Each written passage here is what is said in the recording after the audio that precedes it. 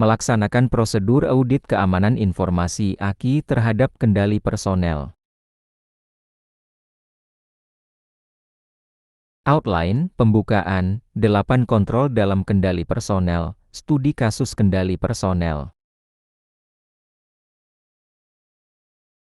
Tujuan, menjelaskan 4 kategori utama kontrol keamanan, dengan fokus pada kendali personel, mampu mengidentifikasi elemen kunci audit tujuan, kegiatan, bukti, pertanyaan, temuan, rekomendasi untuk setiap kontrol, terampil melakukan evaluasi penerapan kontrol personel melalui analisis dokumen, wawancara, observasi, dan bukti lain, mampu menyusun temuan dan rekomendasi audit yang objektif dan dapat ditindaklanjuti untuk perbaikan berkelanjutan. Pembukaan. Kontrol keamanan berdasarkan ISO 27001 versi 2022, standar terbaru ini mengelompokkan kontrol keamanan menjadi 4 kategori luas. Kontrol organisasi, membentuk budaya keamanan, menetapkan peran, tanggung jawab, dan kebijakan yang mendukung keamanan informasi. Kontrol orang, fokus pada personel, seperti kesadaran keamanan, pendidikan, dan manajemen insiden. Kontrol fisik, perlindungan fisik terhadap aset informasi, termasuk keamanan lokasi, peralatan, dan area sensitif. Kontrol teknologi, implementasi dan pemeliharaan kontrol teknologi untuk melindungi sistem dan data akses, autentikasi, enkripsi. Perbandingan jumlah kontrol ISO 27001 versi 2013 vs 2022, ISO 27001 versi 2013, total 133 kontrol, tersebar dalam 14 domain. Beberapa kontrol bersifat terpisah dan lebih detail. ISO 27001 versi 2022, total 114 kontrol lebih sedikit, dikelompokkan ke dalam 4 kategori utama. Beberapa kontrol digabung agar lebih ringkas dan relevan, struktur lebih sederhana dan mudah diterapkan. Perubahan penting dalam ISO 27001 versi 2022. Penggabungan kontrol.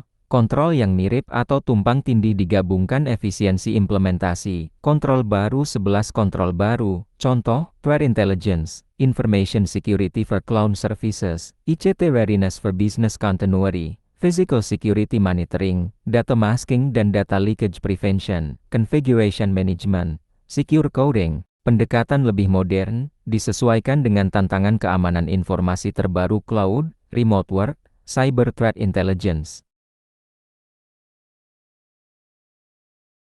8 kontrol dalam kendali personel.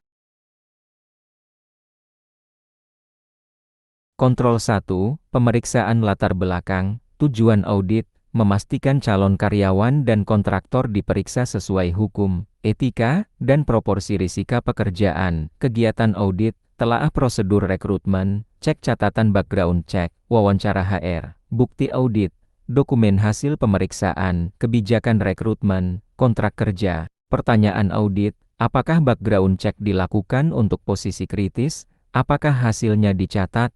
Potensi temuan, karyawan sensitif diangkat tanpa pemeriksaan latar belakang. Rekomendasi, terapkan background check standar, dokumentasikan hasilnya, evaluasi ulang untuk posisi berisiko tinggi. Kontrol 2, persyaratan ketenagakerjaan, tujuan audit, memastikan tanggung jawab keamanan informasi tercantum dalam kontrak kerja. Kegiatan audit, telaah kontrak kerja, wawancara HR, cek SOP onboarding, bukti audit, kontrak kerja, kebijakan SDM, catatan induksi. Pertanyaan audit, apakah kontrak mencantumkan kewajiban menjaga kerahasiaan? Potensi temuan, kontrak kerja tidak menyebutkan tanggung jawab keamanan. Rekomendasi, tambahkan klausul keamanan informasi dan kerahasiaan dalam kontrak semua staf. Kontrol 3, kesadaran, pendidikan, dan pelatihan keamanan informasi. Tujuan audit, memastikan semua karyawan mendapat edukasi keamanan yang sesuai. Kegiatan audit, telaah materi pelatihan, cek jadwal training, wawancara peserta, bukti audit, modul training, daftar hadir, hasil tes evaluasi, pertanyaan audit, apakah pelatihan keamanan dilakukan rutin, apakah semua staf ikut, potensi temuan, pelatihan tidak rutin, staf tidak paham prosedur keamanan. Rekomendasi, jadwalkan awareness training berkala, ukur efektivitas dengan kuis atau simulasi.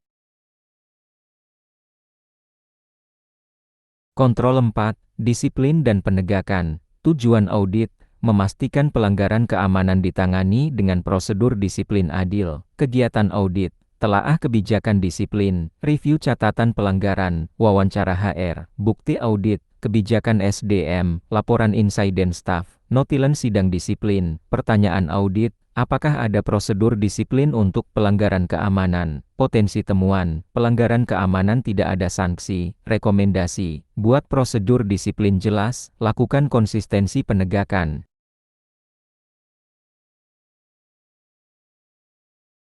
Kontrol 5, tanggung jawab pasca pekerjaan atau perubahan jabatan. Tujuan audit, memastikan kewajiban keamanan tetap berlaku setelah pegawai keluar atau pindah jabatan. Kegiatan audit, telaah prosedur exit, cek NDA, review checklist clearance, bukti audit, NDA pasca kerja, daftar exit checklist, catatan pengembalian aset.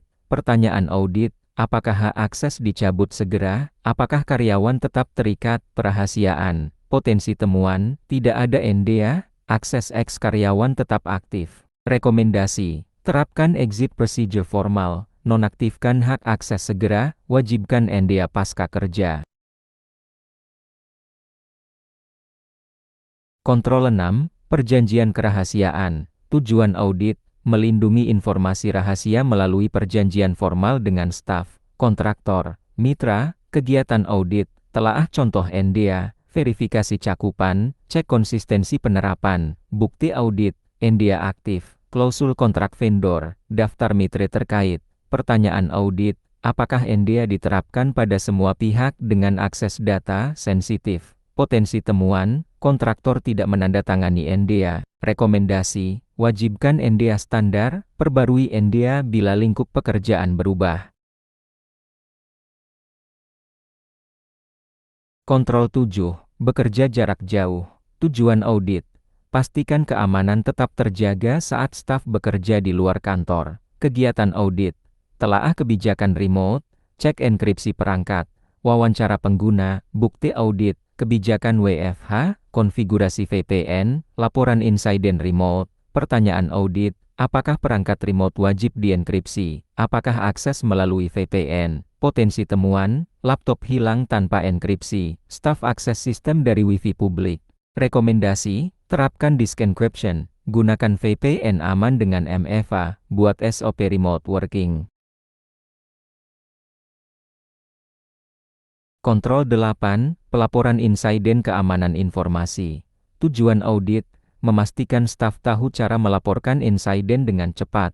Kegiatan audit, telaah prosedur pelaporan, cek catatan insiden, wawancara staf, bukti audit, form pelaporan insiden, log helpdesk, kebijakan internal. Pertanyaan audit, bagaimana staf melaporkan insiden, apakah ada saluran khusus? Potensi temuan, insiden kecil tidak dilaporkan, staf tidak tahu prosedur. Rekomendasi, sediakan saluran laporan resmi email, hotline, latih staf, lakukan sosialisasi rutin. Studi kasus kendali personel.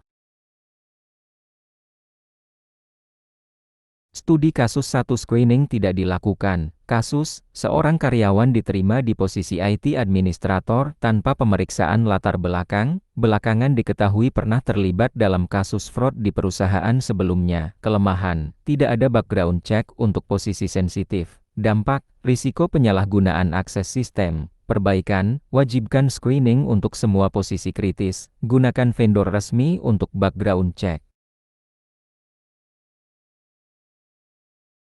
Studi kasus 2 kontrak kerja tanpa klausul keamanan. Kasus, seorang staf HR keluar dari perusahaan, lalu membocorkan data gaji karyawan karena kontraknya tidak mencantumkan kewajiban kerahasiaan. Kelemahan, kontrak kerja tidak mencantumkan tanggung jawab keamanan informasi. Dampak, kebocoran data pribadi, potensi tuntutan hukum. Perbaikan, tambahkan klausul keamanan informasi dan kerahasiaan di kontrak semua staf.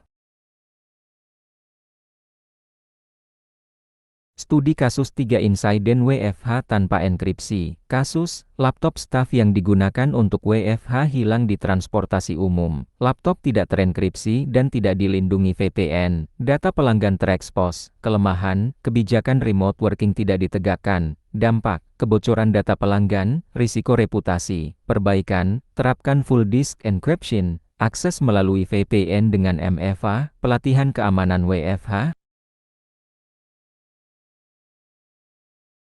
Studi kasus 4 mantan pegawai masih bisa akses sistem. Kasus, seorang karyawan resign, tetapi akunnya tidak segera dinonaktifkan. Ia masih bisa mengakses email internal dan mengambil data proyek. Kelemahan, proses exit clearance tidak efektif. Hak akses tidak dicabut. Dampak, kebocoran data proyek penting. Perbaikan, terapkan prosedur deprovisioning otomatis, checklist exit formal, audit akun berkala.